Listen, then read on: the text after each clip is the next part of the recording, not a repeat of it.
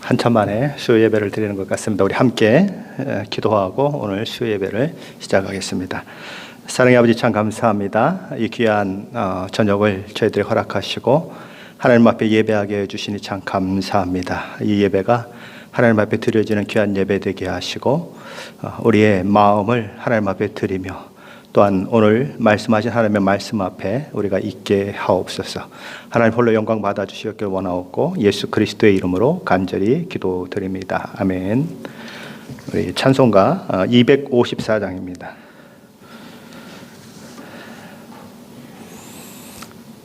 찬송가를 좀 찾으셔서 254장, 옛날 찬송가는 186장입니다. 내 주의 보혈은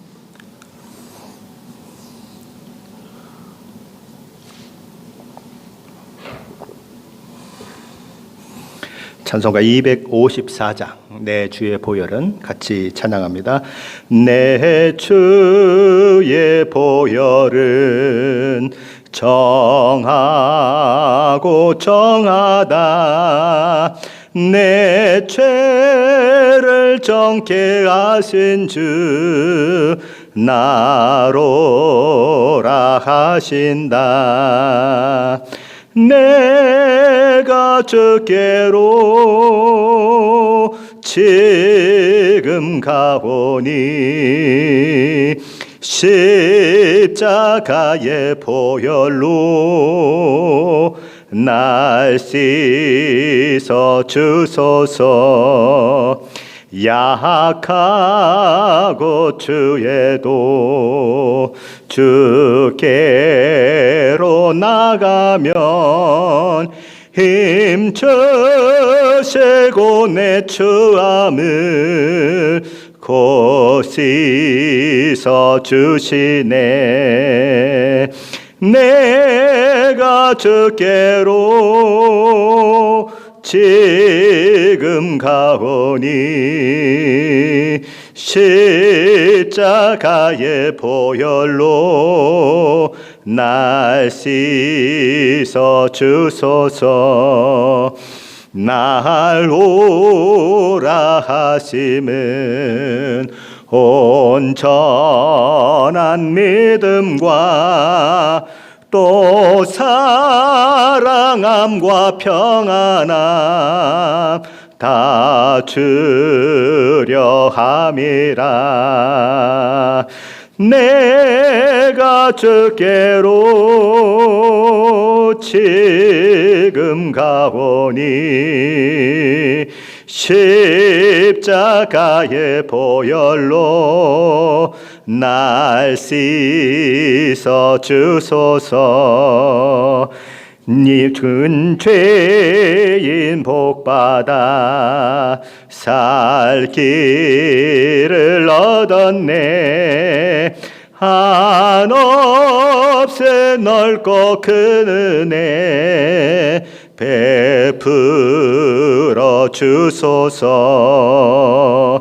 내가 주께로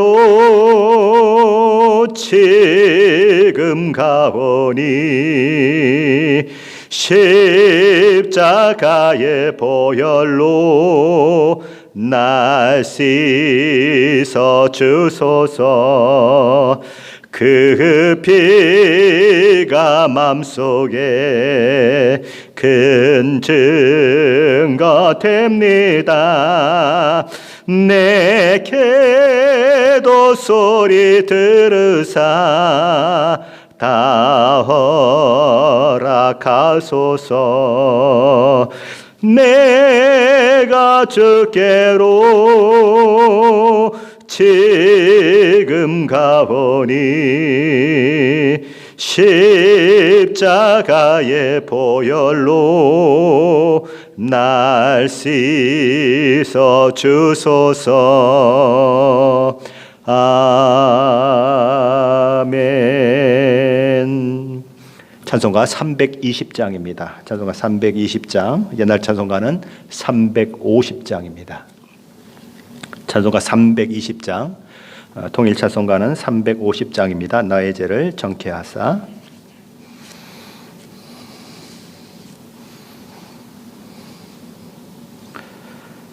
찬송가 320장 같이 찬양하시겠습니다. 나의 죄를 정케 하사 주의 일꾼 삼으신 그새 주의 넓은 사랑 항상 찬송합니다. 나를 일꾼 삼으신 주 크신 능력 주시고 언제든지 주 뜻대로 사용하여 주소서. 내게 부어 주시려고 은혜 예비하신 주 주의 은혜 채워주사 능력 있게 하소서. 나를 일꾼 삼으신 주 크신 능력 주시고 언제든지 주 뜻대로 사용하여 주소서. 죄의 짐을 풀어주신 주의 능력 크도다. 나를 피로 사신 예수 내 맘속에 오소서.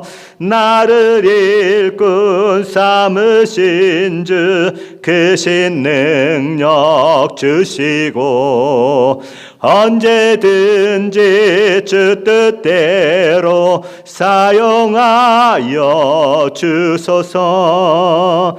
주여 내게 성령으로 충만하게 채우사 생명수가 강물처럼 흐르게 하옵소서.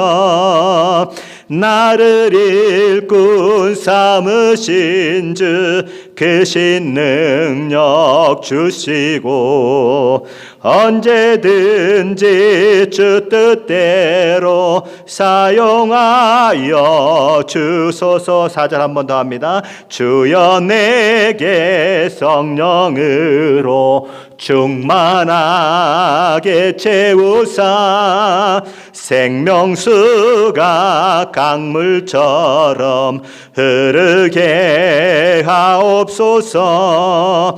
나를 일꾼 삼으신 주 크신 능력 주시고 언제든지 주 뜻대로 사용하여 주소서. 아멘. 우리 시간 기도할 때에 특별히 우리 병원에서 아직 퇴원하지 못하시고 계신 우리 한교일 장로님 또 위에서 기도해 주시고 아직 기침 때문에 예배 나오고 싶어도 나오지 못하는 또 그런 지체들도 있습니다. 하나님께서 건강을 회복시켜 주시고 온전케 하셔서 새로운 하나님의 역사와 인도하심이 있게 하시고 건강케 하시고 또 하나님을 예배하는 그 일들 가운데 기쁨과 감격을 누리는 일들이 속히 그들에게 있도록 하나님 역사해 달라고 함께 기도합니다. 사랑의 아버지, 시간 함께 하시고 인도해 주신 아버지, 또 이렇게 코로나 바이러스로 인하여서 어려움을 겪고 있는 우리 귀한 지체들이 있습니다. 특별히 우리 한교일 장로님 귀한 이름 하나님 앞에 올려드립니다. 하나님 저 앞에 충성하며 귀한 일들 잘 감당했던 귀한 아들이 이렇게 아버지 코로나 바이러스로 인하여서 어려움을 겪고 있습니다. 하나님 아버지, 그의 폐의 모든 기능들이 정상으로 돌아올 수 있도록 하나님 인도하여 주시고 숨쉬고 말하고 또 움직이고 그렇게 또 하나님의 놀라운 은혜와 사랑 가운데 있는 그 일들을 감당하기에 부족함이 없는 귀한 아들 될 수 있도록 하나님 축복하여 주옵소서. 그 밖에 또 하나님 기침 때문에 하나님을 예배하고 싶은 마음은 너무 간절하지만 나오지 못하고 안타까워하는 귀한 심령들이 있음을 주님이 아십니다.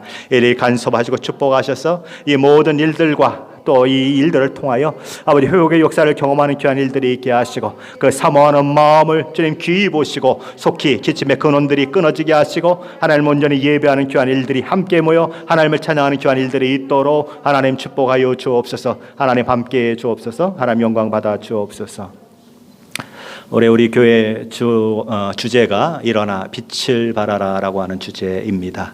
하나님께서 우리에게 빛을 비춰주셨고 또 그 빛이 우리 안에 있습니다. 그 빛을 가두는 자들이 되어서는 안 되는 것입니다. 우리가 일어나 빛을 발하는 귀한 일들이 있게 하시고, 우리 코로나 바이러스에 인해서 우리 교회가 많은 어려움 가운데 있었지만 하나님 이 일을 통해서 더 든든히 세워지는 귀한 일들이 있게 하시고, 하나님을 예배하는 것이 무엇인지 더 우리 마음 가운데 깊이 각인되는 일들이 있게 하여 주시고, 이 모든 일들을 통해서 합력하여 선을 이루게 하시는 일들이 우리 교회 가운데 일어날 수 있도록 하나님 역사해 달라고 함께 기도합니다. 사랑의 아버지 참 감사합니다. 올 한 해 일어나 빛을 발하라고 하는 귀한 기도의 제목을 가지고 시작했습니다. 그러나 아버지, 저희들이 한 달 반여 동안 모이지 못하고 또 이 코로나 바이러스의 그 모든 두려움과 또 염려 때문에 이렇게 모이는 것이 쉽지 않은 그런 상황 가운데 있습니다. 그러나 하나님이 모든 일들 가운데도 역사하셨고 모든 것을 합력하여 선을 이루게 하시는 아버지 하나님임을 믿음으로 고백하며 하나님을 높여드립니다.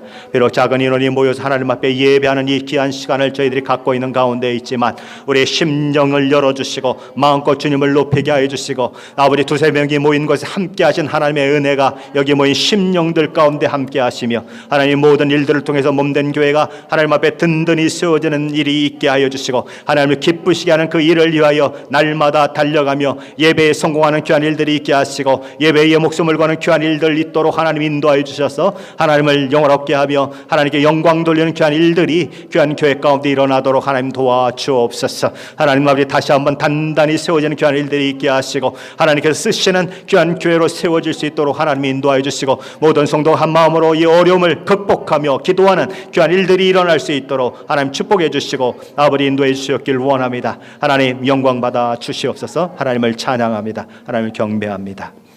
사랑의 아버지 참 감사합니다. 오늘 또 이렇게 수요 예배로 함께 모여 하나님을 예배합니다. 예배하는 심령을 다 열어주시고 아버지 함께 말씀을 나눌 때에도 하나님 영광 받으시며, 말씀 가운데 계신 하나님의 놀라운 은혜가 또 하나님의 놀라운 그 인도하심이 있도록 하나님 축복하여 주옵소서. 예수 그리스도의 이름으로 간절히 기도드립니다. 아멘. 오늘 말씀은 에스겔서 2장입니다. 구약성경 1152페이지 에스겔서 2장부터 3장 3절까지 말씀입니다.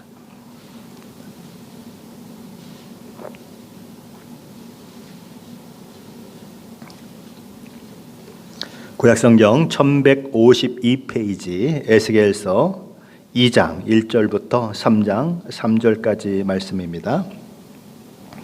제가 한 절 읽고 우리 성도님들이 한 절 읽고 그렇게 교독하겠습니다. 제가 먼저 읽습니다. 그가 내게 이르시되 인자야 내 발로 일어서라, 내가 내게 말하리라 하시며,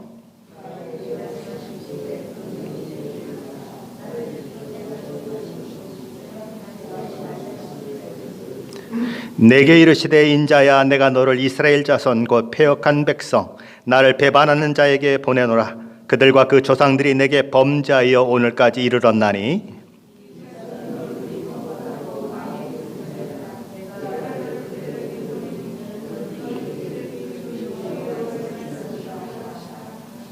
그들은 패역한 족속이라. 그들이 듣든지 아니 듣든지 그들 가운데에 선지자가 있음을 알지니라.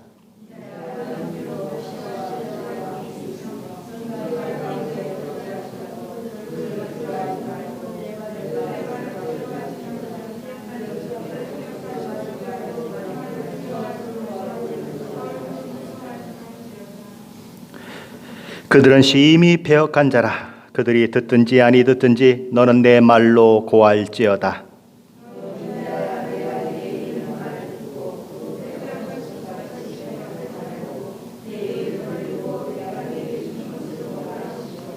내가 보니 보라 한 손이 나를 향하여 퍼지고 보라 그 안에 두루마리 책이 있더라.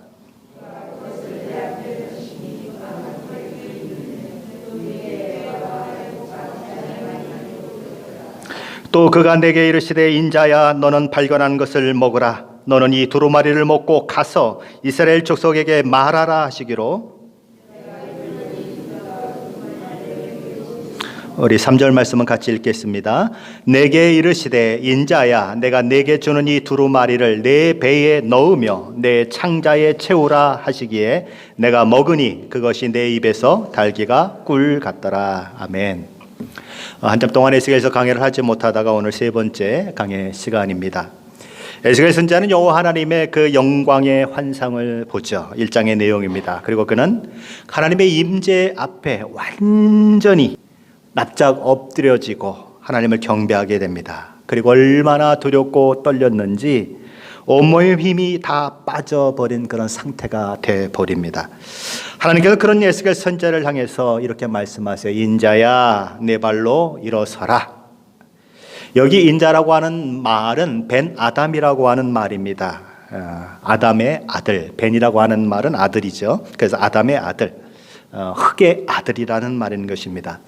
다니엘서에 이 인자라고 하는 용어가 나오는데 그 용어는 메시아 사상과 연결이 되어 있습니다. 그리고 메시아로 이 땅에 오신 예수님은 당신 자신을 가리켜서 인자가라고 하는 말을 사용하셨습니다. 그러나 여기 에스겔서에 나오는 인자라고 하는 용어는 메시아 사상과 전혀 관계가 없는 용어라는 것을 우리는 기억하고 이 인자라고 하는 말을 봐야 하는 것입니다. 그야말로 흑의 아들, 다시 말해서 단순한 인간이라고 하는 의미로 에스겔서에서는 인자라고 하는 말이 사용되고 있습니다. 인자라고 하는 말은 오늘은 여기 이렇게 살아있지만 내일은 죽어서 썩어 흙으로 돌아갈 영원하신 하나님 앞에 무가치한 존재로서 인간 자신을 가르치는 그런 말인 것입니다. 하나님은 아무것도 아닌 것 같은 존재, 별 의미를 부여할 수 없는 존재, 아무것도 기대할 수 없는 존재와 같은 흑의 아들 인자 에스겔을 향해서 인자야 내 발로 일어서라 라고 말씀하고 있는 것입니다. 그런데 에스겔은 기운이 다 빠져버린 관계로 도무지 자신의 힘으로 일어날 수가 없는 그런 상태를 지금 가지고 있는 거죠. 그러자 하나님께서 무엇을 하셨을까요? 오늘 본문 2절 말씀인데 다시 한번 함께 읽어봅니다. 2절입니다. 그가 내게 말씀하실 때에 그 영이 내게 임하사 나를 일으켜 내 발로 세우시기로 내가 그 말씀하시는 자의 소리를 들으니. 성령 하나님께서 에스겔에게 임하셨다는 것입니다. 그러자 에스겔은 힘을 얻고 즉각 일어나서 인자야 내 발로 일어서라 라고 하는 하나님의 명령에 순종할 수 있었다는 것입니다. 마치 창세기 2장에서 하나님께서 아담을 흙으로 만들어 놓으시고 그에게 생기를 불어 넣으시니까 그가 생명이 되고 숨을 불어 넣으시니까 그가 숨을 쉬며 활동하는 사람이 되었던 것처럼 하나님께서 에스겔에게 숨을 불어 넣으시니까 생명을 불어 넣으시니까 그가 그 지친 몸을 일으켜 세우고 하나님의 말씀을 듣는 그 일들이 일어났다고 하는 것입니다. 힘을 얻고 일어나는 거죠. 하나님께서는 종종 사역자들을 부르십니다. 하나님께서는 당신의 그 사명을 위해서 한 사람을 찾으십니다. 그런데 하나님께서 사역자를 세우시되 그들의 그 사역이 시작되기 전에 항상 그들을 하나님의 영으로 가득 채우시는 분이라는 것입니다. 하나님께서는 종들에게 사역을 맡기기 전에 그들이 충분히 그 사역을 감당할 수 있도록 힘과 지혜와 필요한 모든 것을 공급해 주시는 하나님이시라는 거죠. 그러므로 하나님의 부르심을 받는 사람에게 필요한 것은 무엇이겠습니까? 그가 가진 능력도 아니고 그가 가진 지혜도 아니고 그가 가진 경험도 아닌 것입니다. 하나님의 말씀에 온전히 순종하는 것, 그것이 하나님께서 주신 소명, 하나님께서 주신 사명을 감당할 수 있는 그런 필요 조건인 것입니다. 자, 그런데 이 에스겔 선지자를 부르는 과정을 가만히 살펴보면 다른 선지자들과 조금 특이한 면이 하나 있습니다. 그것은 에스겔 선지자가 하나님의 부르심 앞에서 자신의 말을 한마디도 하지 않고 있다는 것입니다. 예레미야 선지자는 하나님이 부르셨을 때 이렇게 말했어요. 슬프도소이다 주 여호와여 보소서 나는 아이라 말할 줄을 알지 못하나이다 라고 자신의 입장을 하나님 앞에 표명했습니다. 모세는 하나님의 부르심을 받을 때에 내가 누구이기에 바로에게 가며 이스라엘 자손을 애굽에서 인도하여 내리까라고 말하면서 자신은 하나님께서 불러 사용할 만한 그런 사람이 아니라고 하는 사실을 하나님 앞에 아뢰었습니다. 하나님께서는 그런 그에게 용기를 주시죠. 내가 너와 반드시 함께 하겠다. 그러나 모세는 그럼에도 불구하고 순종하지 못합니다. 그래서 모세를 부르신 하나님과 그 부르심에 응답하지 못하는 모세의 이야기가 3장부터 시작해서 4장 중반까지 이어지는 것입니다. 하나님은 그런 모세에게 4장에 보면 지팡이가 뱀이 되는 기적을 보여주시고 손에 문둥병이 발했다가 낫는 기적을 보여주시면서 하나님이 어떻게 모세를 사용하실 것인지, 하나님이 어떻게 기적과 표적과 많은 것들로 모세와 함께 하실 것인지를 보여주세요. 그런데 그럼에도 불구하고 출애굽기 4장 10절에서 모세는 이렇게 말합니다. 주여, 나는 본래 말을 잘하지 못하는 자니이다. 그러자 하나님께서 또 말씀하시죠. 누가 사람의 입을 지었느냐? 누가 말 못하는 자나 못 듣는 자나 눈 밝은 자나 맹인이 되게 하였느냐? 나 여호와가 아니냐? 내가 말을 잘하지 못한다고 이야기하는 그것은 하나님이 쓰시는데 아무런 장애가 되지 않는다라고 하나님은 선포하신 것입니다. 왜요? 하나님 그 모든 것을 가능케 하시는 분이기 때문에 그랬죠. 그런데 모세가 또 변명합니다. 오 주여, 보내실 만한 자를 보내소서. 여기까지 들었던 하나님께서는 지금까지는 한 번도 하시지 않은 분노를, 화를 모세에게 발하십니다. 그리고는 형 아론을 소개하시면서 아론과 함께 동역하도록 만드시죠. 하나님께서는 왜 모세에게 화를 내셨을까요? 사역을 감당하는 것은 지 힘이 아니고 내 힘으로, 다시 말해서 하나님의 힘으로 하는 것이라고 하는데 모세가 그 사실을 받아들이지 않고 계속 난 못한다고 그러면서 하나님의 부르심에 순종하지 않았기 때문에 그런 것입니다. 하나님의 부르심이 있다고 하는 것은 그 일을 감당할 능력도 하나님께서 부어주신다고 하는 약속이 함께하고 있는 거죠. 그러므로 하나님이 부르셨다면 하나님은 대책 없이 부르신 하나님이 아니시기 때문에 우리가 해야 할 일은 당연히 순종하는 것이 되어야 한다는 것입니다. 부르신 자에게 능력을 주셔서 그가 감당해야 할 사명을 능히 감당하게 하시는 분이 누구신가? 바로 우리 하나님이시라는 것입니다. 우리는 오늘 본문의 내용을 통해서 그 일을 다시 한번 확인하게 되는 것입니다. 하나님께서 힘이 다 빠진 채 일어날 수 없었던 에스겔을 일으켜 세우십니다. 하나님의 영이 그에게 임하자 그는 힘을 얻고 일어납니다. 단지 흙의 아들에 불과하고 그 스스로 아무것도 할 수 없는 무력한 인간에 불과한 에스겔에게 성령 하나님이 임재하셔서 새 힘을 주시고 일어날 힘을 주셔서 일어서게 하신 것입니다. 그렇게 하심으로써 하나님께서는 연약한 인간에 불과한 에스겔 선지자로 하여금 그를 부르신 하나님의 소명에 순종하도록 만드시는 것입니다. 에스겔 선지자가 소명의 자리로 오늘 부름받고 있는 것처럼 구원받은 저와 여러분 모두도 역시 하나님의 소명으로 부르심을 받고 있는 자들입니다. 하나님께서는 우리 주 예수 그리스도의 십자가 복음으로 저와 여러분을 구원하셨습니다. 그리고 어둠에서 빛 가운데로 불러내셨습니다.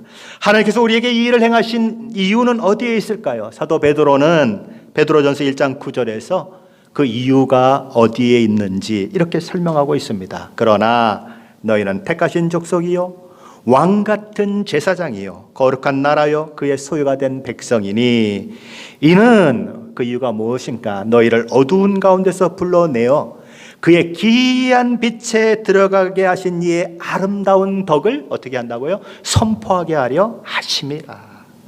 하나님께서 우리를 어두운 데서 불러내신 이유가 어디에 있다는 것입니까? 하나님께서 죄와 허물로 죽은 저와 여러분을 살려내시고 성령으로 우리를 인치시고 성령 하나님을 우리 안에 내주하게 하신 이유가 어디에 있다는 것입니까?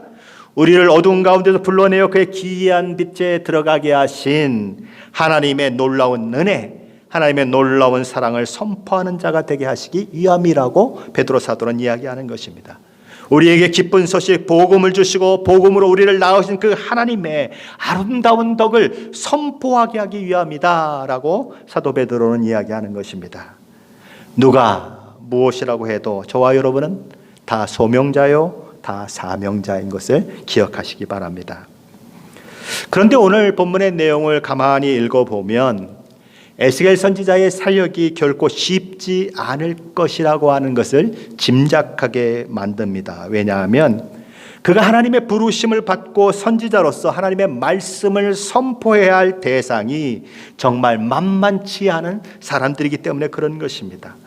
하나님께서는 에스겔 선지자를 언어가 다른 민족에게 보낸 것이 아니에요. 에스겔 선지자가 사명을 감당하는 일은 만일 그가 언어가 다른 민족에게로 갔다면 더 쉬웠을 것입니다. 그런데 그는 자기 민족 이스라엘 민족에게 메시지를 전해야 하는 사명자로 부름을 받았습니다. 그게 그에게는 고통인 거예요. 왜요? 스스로 주의 백성이라고 자부하고 자부하지만 그 마음이 완악하고 패역해서 하나님의 말씀을 듣기를 거부하고 회개하지 않고 황소 같은 고집으로 버티는 사람들이 누구였는가? 이스라엘 백성들이었기 때문입니다. 그런데 그 이스라엘 백성의 메신저로 에스겔 선지자는 부름받고 있는 거죠. 성경에는 하나님의 백성이라고 하는 이스라엘 백성보다 오히려 이방인들이 하나님의 말씀을 들을 때에 더 잘 반응하고 더 쉽게 돌아오고 더 온전히 회개하는 그런 모습들이 종종 기록됩니다. 그 대표적인 것이 요나서죠. 요나는 하나님의 말씀을 전하기 싫어서 도망치다가 잡혀서 결국 니느웨 성에 가서 하나님의 말씀을 선포합니다. 40일이 지나면 니느웨 성이 멸망할 것이다. 그런데 니느웨 사람들이 어떤 반응을 보이죠? 겨우 반나절밖에 전하지 않았는데도 불구하고 온 백성이 금식을 선포합니다. 왕을 비롯한 높은 지위에 있는 사람이나 낮은 지위에 있는 사람이나 할 것 없이 모든 백성들이 굵은 베옷을 입고 회개의 자리로 나아갑니다. 사람만 그런 게 아니에요. 심지어 짐승까지도 물도 주지 않고 먹을 것도 주지 않고 짐승과 사람이 다 금식하면서 하나님 앞에 있는 그 일들이 이방 나라, 요나가 그렇게 멸망하기를 바랬던 그 못된 나라에서 일어나는 거예요. 그야말로 도시의 모든 사람이, 모든 짐승이 다 금식하면서 하나님의 궁유를 바라는 그 일들이 이방인 도시 가운데서 일어났다고 하는 것입니다. 하나님은 그들의 그 겸비한 마음을 보시고 어떻게 하시죠? 그들을 멸망시키려고 하는 계획을 보류하세요. 그래서 니느웨 성은 40년 만에 망하는 것이 아니라 50년이 지난 후에 그렇게 망하는 것입니다. 그런 반면에 이스라엘 백성들은 자주 전혀 상반된 반응을 보였습니다. 마태복음 11장에 보면 예수께서 수많은 기적과 권능을 다른 어떤 고을보다도 더 많이 행하셨는데도 불구하고 회개할 생각을 하지 않고 예수님의 말씀을 이쪽 귀로 듣고 저쪽 귀로 흘려보내는 유대인들을 향해서 이렇게 말씀을 하셨습니다. 마태복음 11장 21절 22절 말씀이죠. 화 있을진저 고라시나 화 있을진저 벳세다야, 너희에게 행한 모든 권능을 두로와 시돈에게 행하였더라면 그들이 벌써 베옷을 입고 제 앉아 회개하였으리라. 내가 너희에게 이르노니 심판날에 두로와 시돈이 너희보다 견디기 쉬우리라. 유대 고을인 고라신과 벳세다에 행하신 것처럼 우리 주님이 이방 고을인 두로와 시돈에서 그 많은 기적과 권능을 행하셨다면 그들은 요나가 니느웨 성에 심판을 선포할 때에 니느웨 사람들이 베옷을 입고 하나님 앞에 회개하고 금식했던 것 같이 그런 일들이 시돈과 두로에서는 분명히 일어났을 터인데 어찌된 일이냐는 것입니다. 하나님의 백성이라고 생각하고 그렇게 모든 것을 누리고 있는 유다 고을의 고라신과 벳세다는 우리 주님이 그렇게 많은 권능을 행하셨는데도 불구하고 회개하지 않고 돌이키지 않는 일들이 일어난다는 것입니다. 그것이 우리 주님께는 너무나 안타까웠던 거죠. 왜 그런 일이 일어납니까? 그들은 이방인의 마음보다 못한 딱딱하고 단단한 마음을 가지고 있었기 때문에 그렇습니다. 그들은 하나님의 백성이라고 일컫는 이스라엘 백성이지만 그들의 마음은 돌처럼 딱딱한 상태를 가지고 있는 것입니다.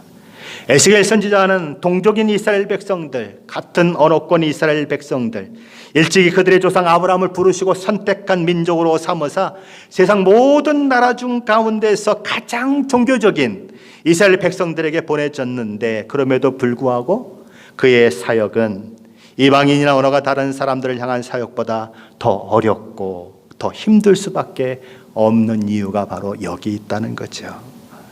이스라엘 백성들은 도대체 어떤 사람들이었기에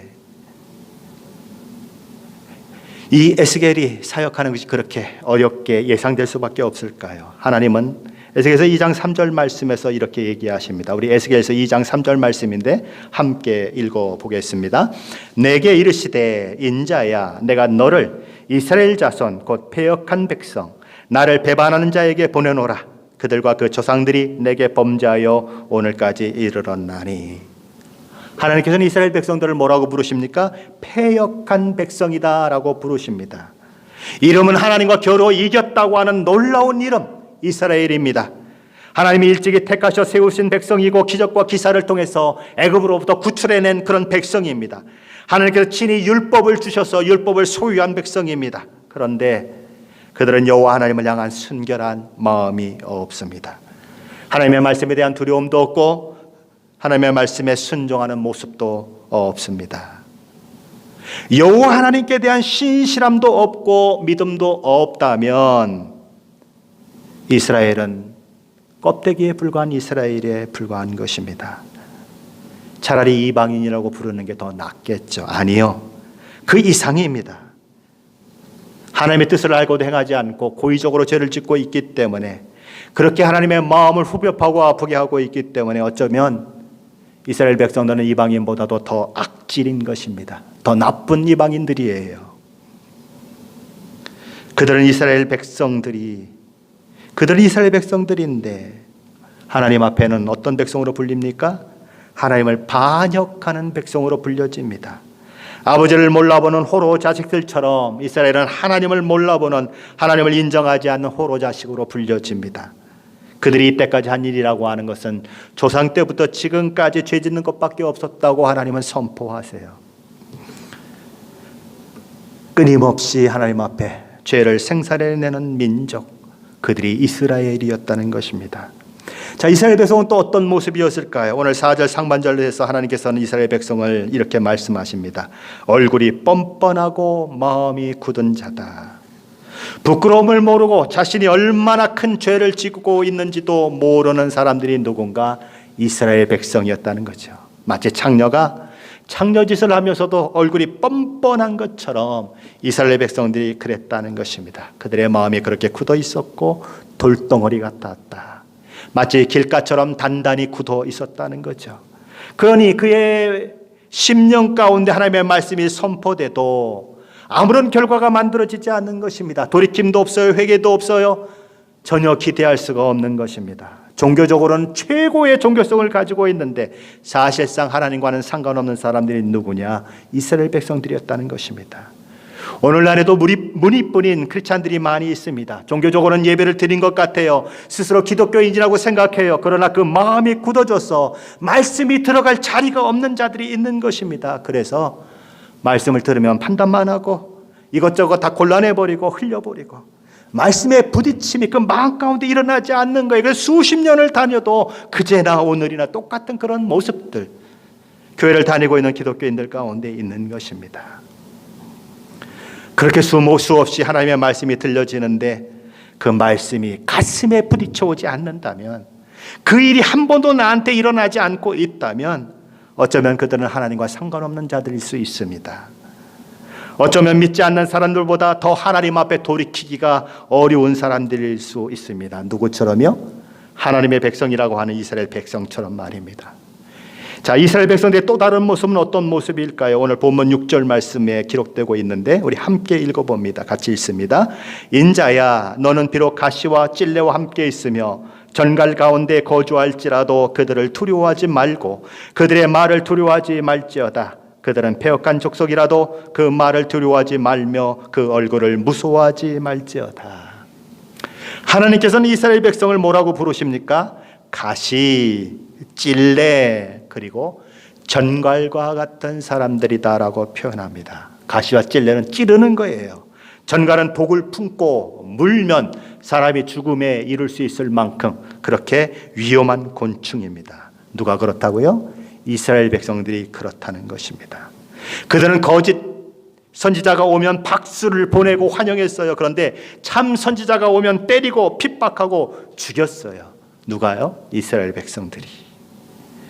이스라엘 백성들은 에스겔 선지자의 메시지를 듣고 반응하여 회개하고 돌이키지 않을 것입니다. 오히려 에스겔 선지자에게 가시처럼 아픔을 주고 상처를 주고 전갈이 깨물어서 독을 주듯이 그렇게 에스겔을 괴롭힐 것입니다.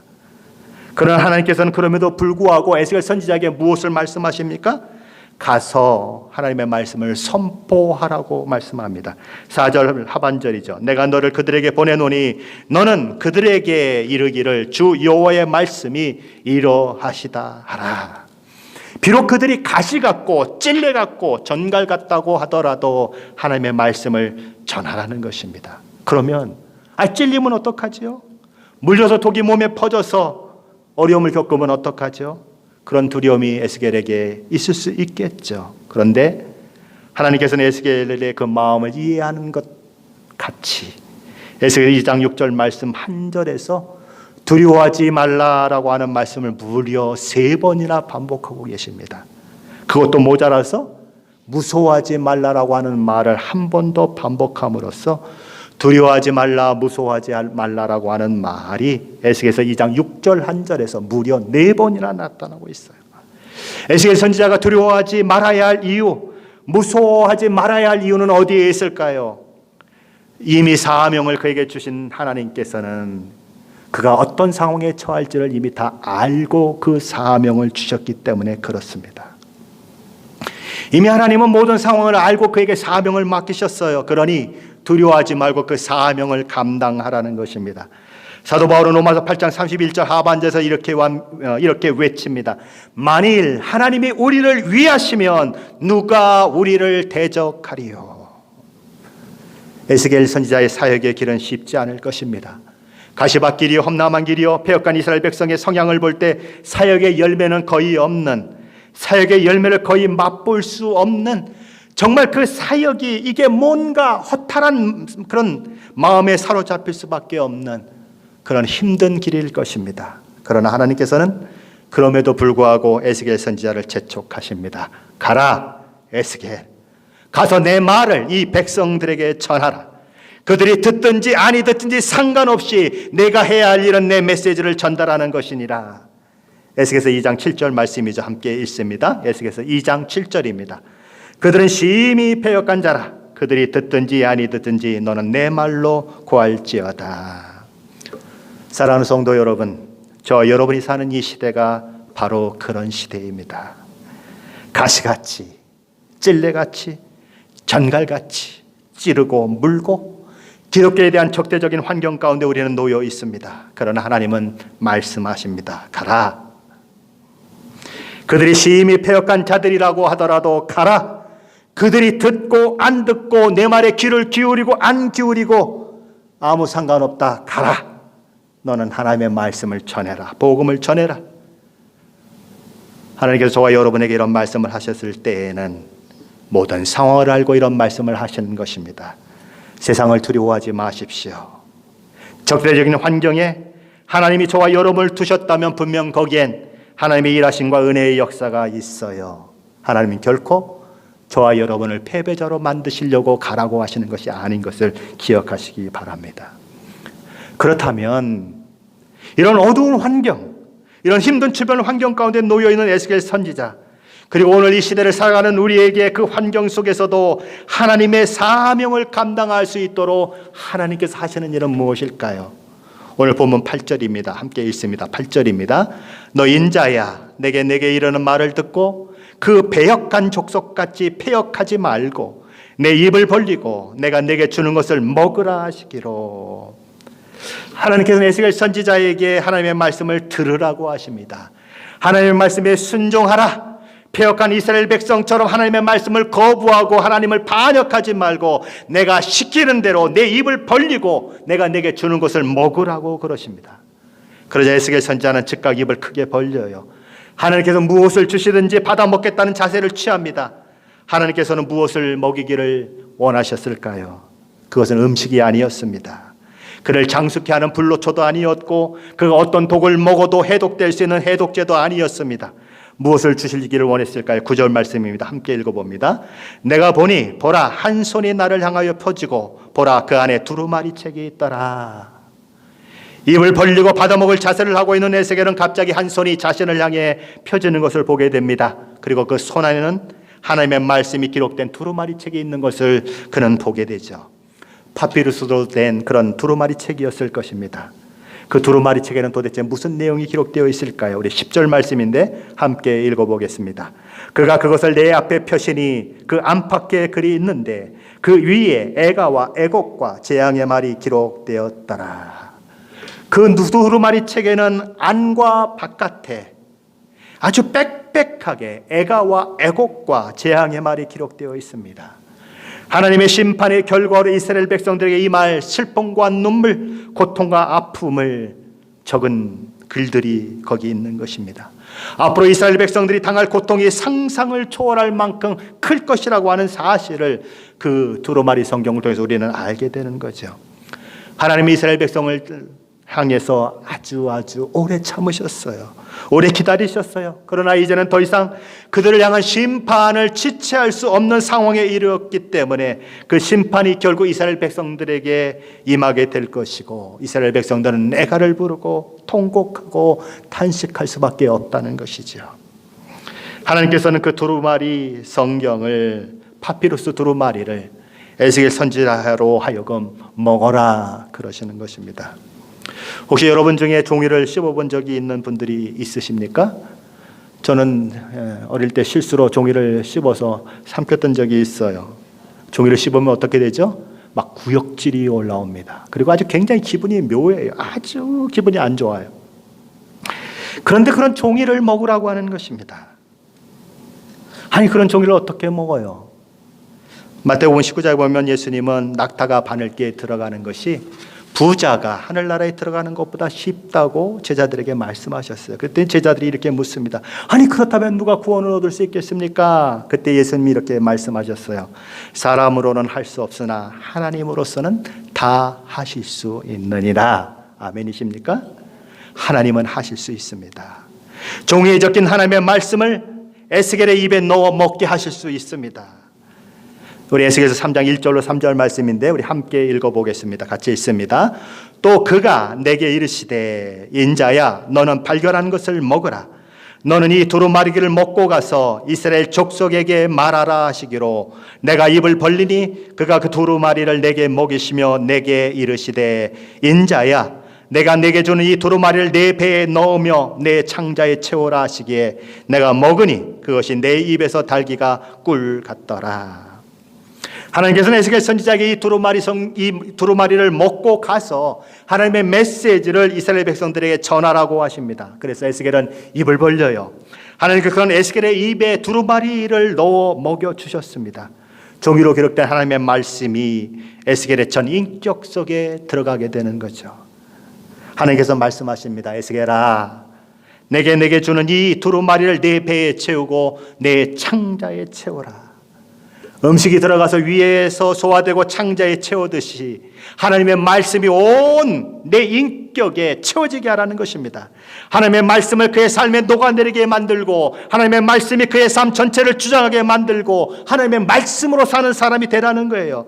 말씀이 내 속에서 소화되고 그 말씀을 통해서 내가 힘을 얻고 그 말씀의 능력을 힘입어서 하나님의 주시는 사역을 감당하게 되는 그 일이 바로 이 에스겔 선지자가 두루마리 성경을 먹는 그 일을 통해서 가능하게 되는 것입니다.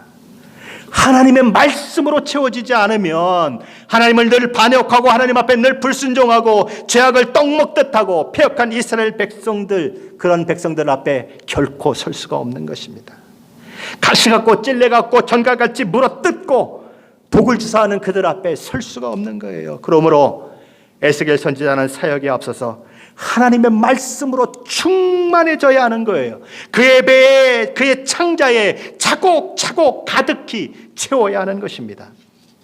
에스겔 선지자는 그렇게 하나님의 말씀으로 배가 채워지고 창자가 채워져 앞으로 수십 년 동안 그 패역한 백성들 앞에서 하나님의 말씀을 담대히 선포하는 그런 선지자의 사역을 감당하는 것입니다.